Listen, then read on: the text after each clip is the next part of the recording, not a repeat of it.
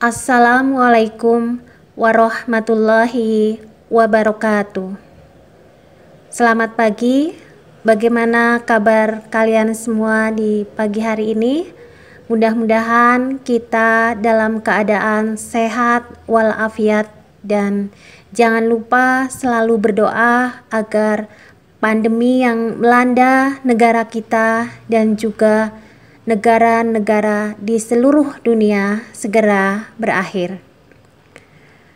Nah, anak-anakku sekalian, pada pembelajaran jarak jauh kali ini kita akan membahas soal PTS IPA kelas 7.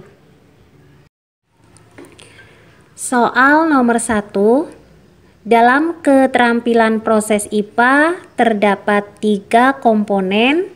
Salah satunya adalah kegiatan untuk mengumpulkan data dan informasi dengan panca indera dan alat ukur yang sesuai. Kegiatan tersebut disebut pengamatan. Nomor 2, merumuskan penjelasan berdasarkan pengamatan, termasuk salah satu proses penyelidikan IPA yaitu inferensi. Nah, yang ketiga, kegiatan membandingkan suatu besaran yang diukur dengan besaran sejenis yang ditentukan sebagai satuan disebut dengan pengukuran. Soal nomor 4. Berikut ini merupakan kelompok besaran pokok adalah yang D. Besaran pokok meliputi massa, waktu, suhu, kuat arus listrik, dan panjang. Nomor 5. Perhatikan tabel berikut. Alat ukur, satuan dalam SI atau sistem internasional, dan besaran yang benar ditunjukkan oleh nomor 1 itu satuannya, waktu itu satuannya bukan jam, sehingga nomor 1 salah. Nomor 2 betul, nomor 3 itu betul, nomor 4 termometer, kemudian satuannya itu harusnya Kelvin, sehingga jawaban yang betul adalah C. Nomor 6. Dari hasil penimbangan tersebut, besar massa benda P adalah, perhatikan, karena pilihan jawaban satuannya semuanya gram, maka kita ubah semua satuannya menjadi gram. 1 kilogram diubah ke gram menjadi 1000, kemudian 0,5 kilogram menjadi 500 gram, kemudian kita jumlah 1000 ditambah 500 ditambah 50, hasilnya adalah 1550 yang C. Nomor 7. Berikut ini yang termasuk satuan tak baku adalah B. Depa, yang lain adalah satuan baku. Nomor 8. Berikut ini yang merupakan satuan dalam SI untuk besaran panjang, massa, dan waktu adalah yang C. Satuan panjang adalah meter, massa itu kilogram, dan waktu adalah sekon. Nomor 9. Jika seseorang siswa ingin mengukur diameter dalam dan diameter bagian luar sebuah cincin, maka alat ukur yang paling tepat untuk digunakan adalah D. Jangka sorong. Soal nomor 10. Anton melakukan percobaan pengukuran tebal 2 pelat baja menggunakan jangka sorong. Hasil pengukurannya seperti gambar berikut. Berdasarkan gambar tersebut, tebal pelat baja 1 dan baja 2 masing-masing adalah, hasilnya itu pelat baja 1 4,87 cm, kemudian pelat baja 2 4,85 cm. Nah, bagaimana cara mencarinya? Kita lanjutkan ke slide berikutnya. Perhatikan pelat baja 1 itu ada 2 skala. Nah, skala yang atas itu namanya skala utama atau disingkat dengan SU. Nah, pada SU, satu garis bernilai 0,1. Kemudian, skala yang bawah yang ada angka 0 dan 10 itu dinamakan skala Nonius. Pada SU, kita lihat garis yang mendekati 0 yang bawah berarti jatuh pada angka 4,8 cm. Kemudian garis pada skala bawah atau skala Nonius cari yang berimpit. Kalian lihat dimulai dari angka 0, 1, 2, 3, 4, 5. Nah, yang berimpit dengan garis atas adalah angka 5. 5 itu kalau skala Nonius per 100 sehingga bernilai 0,05. Maka skala utamanya itu 4,8, skala Noniusnya itu 0,05 sehingga dijumlah menjadi 4,85. Pada pelat baja 2, angka yang terdekat dengan 0 pada skala Nonius itu adalah 4,8 cm. Kemudian yang berimpit atas bawah ya, berimpit itu kita lihat skala Noniusnya itu jatuh di angka 7. 7-nya per 100 sehingga 0,07. Maka dijumlah skala utama dan skala Nonius adalah 4,87. Nomor 11. Perhatikan tabel. Kemudian kita lihat pertanyaannya. Besaran turunan dan satuan yang benar menurut sistem internasional ditunjukkan oleh nomor 1 dan 3. Usaha satuannya Joule, percepatan meter per sekon kuadrat. Nomor 12. Perhatikan gambar berikut. Volume benda yang terukur adalah. Nah, kalian lihat gambar pertama sebelum ada benda yang masuk menunjukkan skala 50 ml. Kemudian ada benda yang masuk menjadi naik airnya ke skala 70 ml. Sehingga volume benda yang terukur adalah 70 dikurangi 50 yaitu 20 ml. Nomor 13. Wawan berangkat dari rumah pukul 10.15 dan sampai di rumah pukul 11.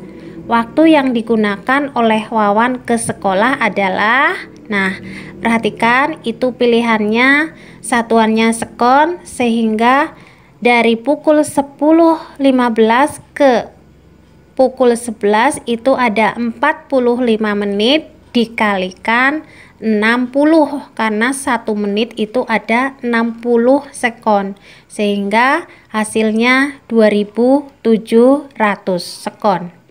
Nomor 14.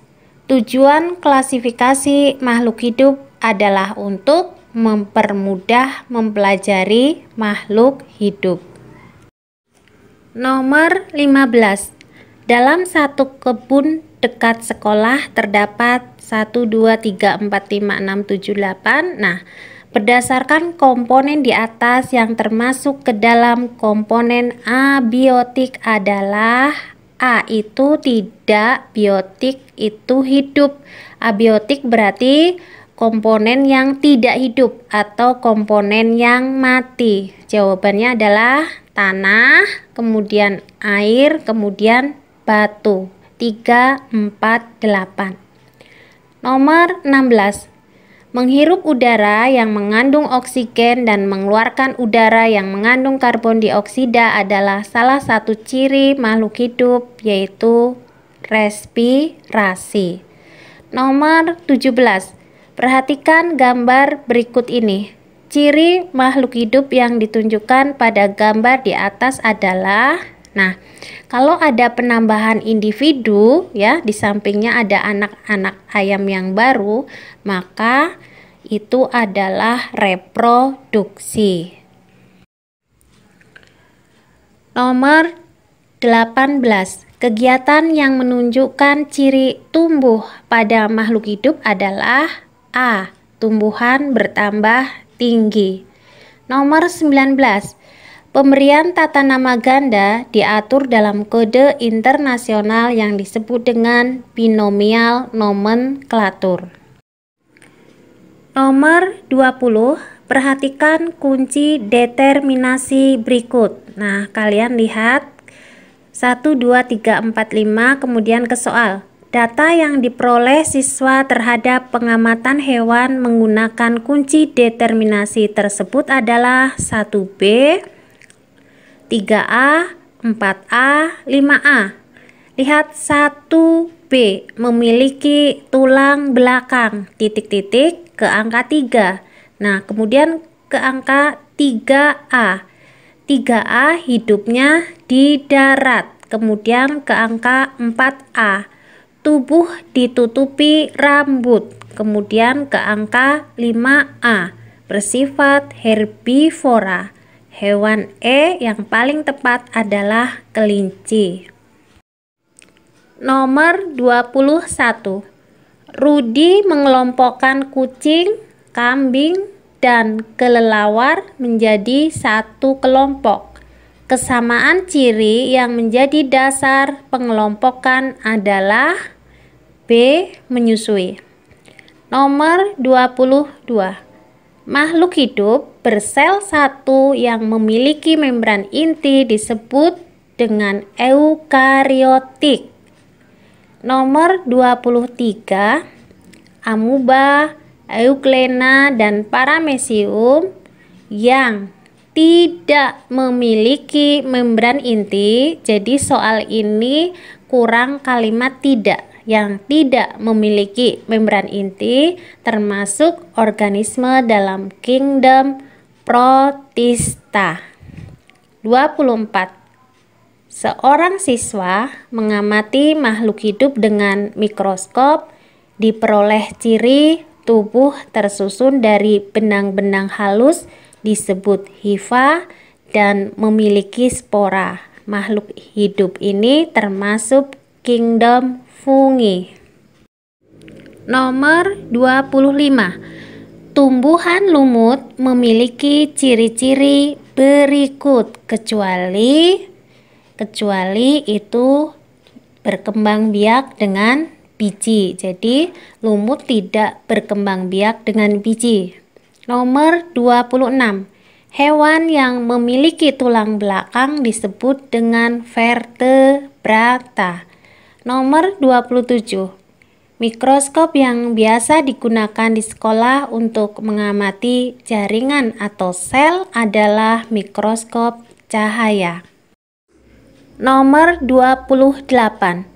Perhatikan gambar bagian-bagian mikroskop berikut ini.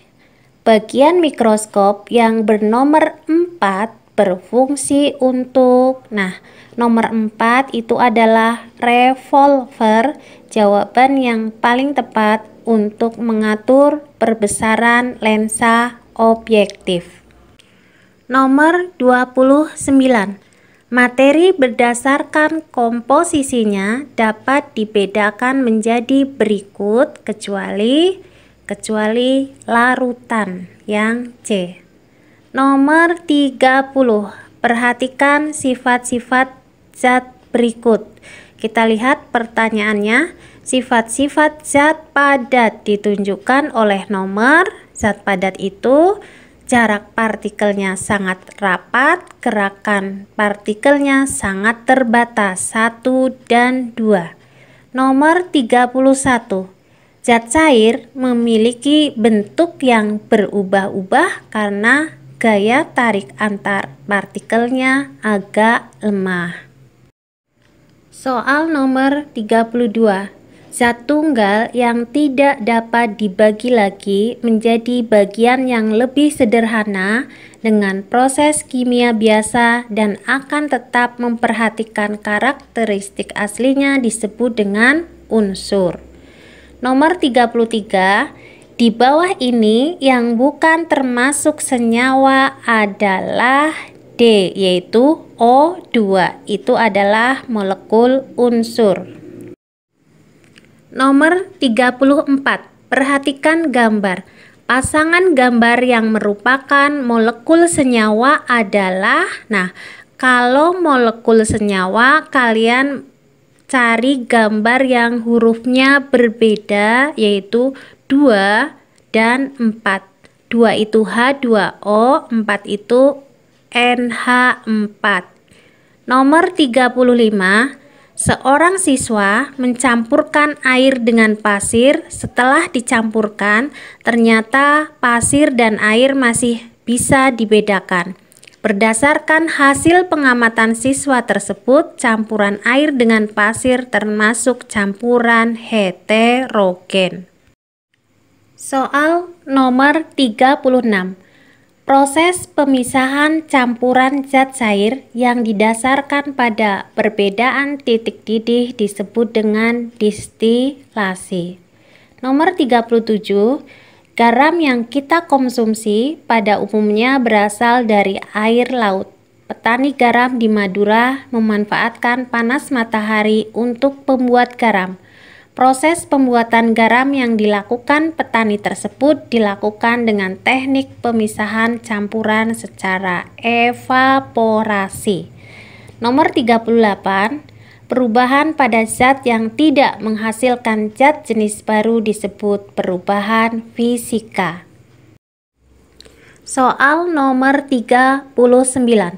Perhatikan beberapa perubahan materi berikut. 1, 2, 3, 4, 5. Perubahan materi yang digolongkan ke dalam perubahan kimia ditunjukkan oleh nomor.